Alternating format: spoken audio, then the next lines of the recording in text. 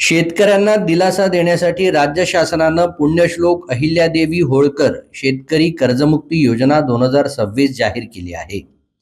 या योजनेत आता सर्व पात्र शेतकऱ्यांना 2 लाख रुपयांपर्यंत कर्जमाफी देण्याची घोषणा राज्याचे मुख्यमंत्री देवेंद्र फडणवीस यांनी नुकतीच विधानसभेत केली।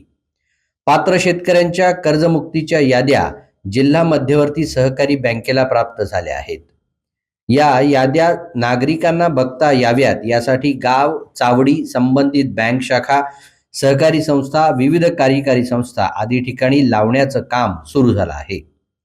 चंद्रपूर जिल्ह्यातील 72,388 खातेदारांची माहिती पोर्टलवर अपलोड करण्यात आली असून यात 43,816 खातेदार जिल्हा मध्यवर्ती सहकारी बँकेचे तर 28,572 खातेदार हे राष्ट्रीयकृत बँकेचे आहेत। यापूर्वी महात्मा ज्योतिराव फुले कर्जमाफी योजनेत लाभ घेतलेल्या शेतकऱ्यांसाठी असलेली 50,000 रुपयांची अट आता पूर्णपणे रद्द करण्यात आली आहे। सर्व पात्र शेतकऱ्यांना 2 लाख रुपयांपर्यंतची कर्जमाफी मिळणार आहे। तसंच 2026-27 मधील नियमित परतफेडीची अट सुद्धा रद्द करण्यात आली आहे।